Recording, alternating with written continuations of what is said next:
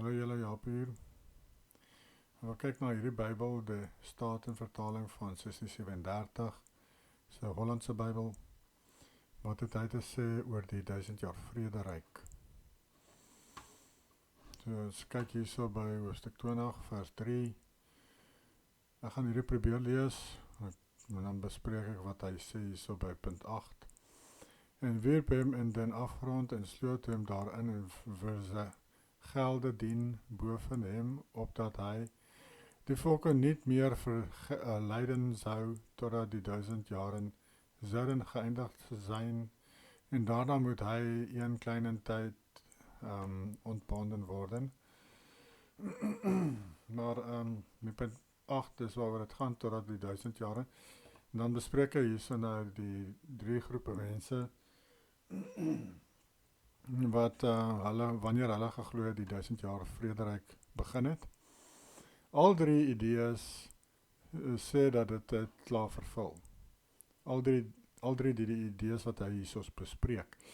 Die eerste idee sê dat die eerste groep mense het gedink dat dit begin met Jehoshua se geboorte, die 1000 jaar vrederyk begin.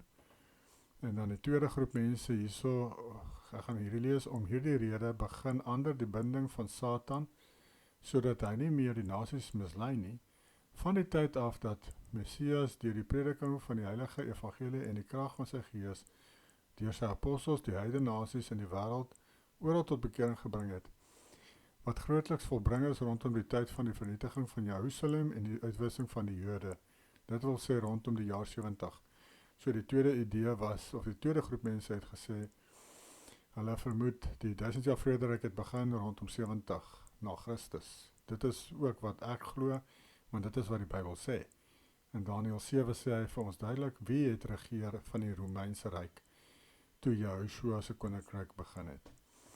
En dan sê het hierso, en hulle eindig met Paus Gregorius die 7de. So die einde van hierdie, dit eindig wat? Wat eindig? Die 1000 jaar vrederyk eindig met Paus Gregorius die 7de. Onthou julle daai naam?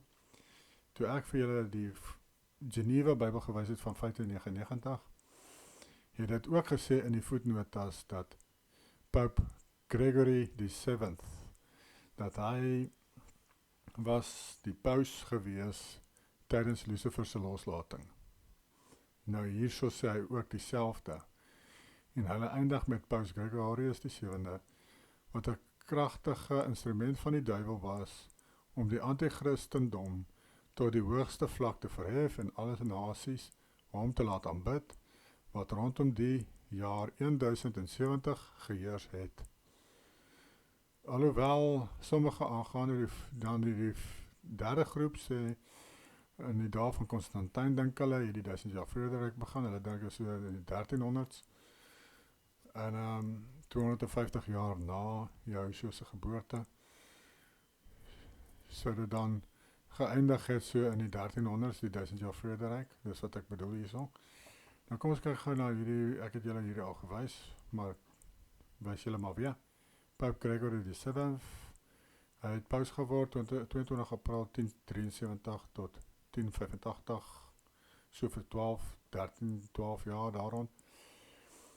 En soos ek sê, Lucifer losgelaat 1076.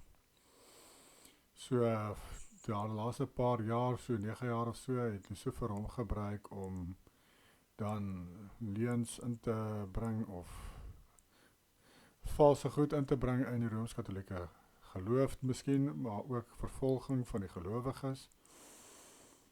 Want blykbaar volgens hierdie Bybels was hierdie persoon gebruik deur die Lucifer om baie slegte dinge te doen na sy loslating. So mense, hierdie is nog 'n bewys uit hierdie Bybel van die 1637 dat Lucifer is losgelaat rondom 1076 en dat die 1000 jaar vrederyk het begin 76 na Christus.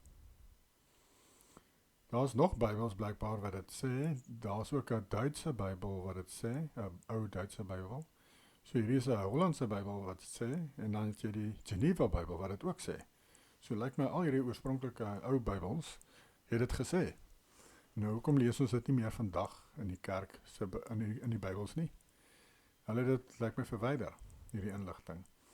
En jou kerk sal dit beslis nie preek nie. Hulle dink mos, Joshua het gelieg vir almal. Hulle lees verby daardie verse waar Joshua vir die skrifgeleerdes en fariseërs sê met sy vonnising dat hulle almal gaan hom sien kom op die wolke met sy tweede koms. Dat Caiaphas en hulle almal daar gaan hom sien, terugkom. Dat van sy disippels gaan nog lewe as hy terugkom op die wolke met sy tweede koms. Dat die Romeinse soldate wat hom vasnaal aan die kruis, hulle gaan hom sien terugkom op die wolke. In Openbaring 1:7. Nou ja, julle mense wat sê ons wag nog vir dit, julle almal sê Joshua is 'n leienaar. Hy het gelieg vir ons, hy het gelieg vir hulle daardie tyd, hy het vir almal gelieg, volgens julle. Of julle moet besef hy het die waarheid gepraat en hy het teruggekom in daardie generasie, soos hy hulle almal gesê het hy sou. Of hy dit gedoen, of hy lieg vir almal. Julle moet nou maar besluit, watter een is dit? En ek wys vir julle uit die Bybel uit, dat hy het teruggekom, en ek het 'n amper uurlang video, wat ek al sy verse in die Bybel deurgaan, waar Joshua vir almal die hele tyd sê, dat hy kom terug in hulle generasie. Hy en Johannes die Doper. Ek dink die video is 55 minute lang. Al die verse wat ek gee, wat sê, dat Joshua het teruggekom, in daardie generasie van die disippels. So mense, dis 'n feit. Hy het teruggekom daardie tyd. Jou kerke lieg vir julle. Ons wag nie vir 'n groot verdrukking nie. Dit het al reeds vervul. Dit het vervul met die vernietiging van Jerusalem en die tempel, die tweede tempel. Dis toe dit vervul het. Dit is klaar verby mense. Daardie goed het gebeur rondom 70 na Christus. En die historikuste het ook gesê, hulle het gesien hoe die hemelse weermagte hulle verskyning maak in die lug, op perde en met wapens in die hand en alles, die engele van Jehovah. Hulle het daai engele gesien na hardloop in die lug met hulle waans en perde. Hierdie goed het al gebeur. Dis tyd dat die mense begin wakker skrik en hulle Bybel self gaan lees en besef wat die Bybel sê, ja, hierdie goed het al gebeur. En op luister vir die kerke en al hulle leuns. Ja, gelukkig is daar 'n handjievol mense wat begin wakker word het en begin besef dat daar word vir hulle gelieg. Mense begin van deesdae besef die kerke lieg vir hulle. Die kerk is net daar om jou in die slaap te sis, geestelik. Om jou geestelik dood te hou. Dis hoekom die kerk daar is. Hy hou jou dood geestelik. Hy hou jou weg van die waarheid. Dis die doel van die kerk. Om jou weg te hou van die waarheid. So as jy nou eintlik die waarheid soek, dan sal jy jou kerk los. Gaan uit jou kerk uit. Kry mense wat die waarheid preek. Wat nie betaal word om te preek nie. Jy gaan nooit die waarheid hoor by iemand wat betaal word om dit vir jou te vertel nie. Dit gaan nie gebeur nie. Maar dit is die boodskap en so hier is nog 'n Bybel soos ek sê. En dan sal ook 'n Duitse ou Bybel wat dit ook sê. So as 'n Duitse, Hollandse en dan die Geneva Bybel wat dit sê. Hierdie ou Bybels almal sê dieselfde, spin dieselfde storie. Dat dit het al klaar gebeur. En dat Lucifer is so losgelaat so rondom die jaar 1070 tot 1080 na Christus. En soos ek sê, my video's, volgens die archaeologists, is 700 jaar bygevoeg by die tydlyn. En dis hoe ons kom by die datum van 1776. Toe die kortseisoen van misleiding begin het. So ons is nou op die 250ste jaar van die kortseisoen van misleiding. Ja, dinge is besig om na 'n punt toe te beweeg. Geniet julle dag.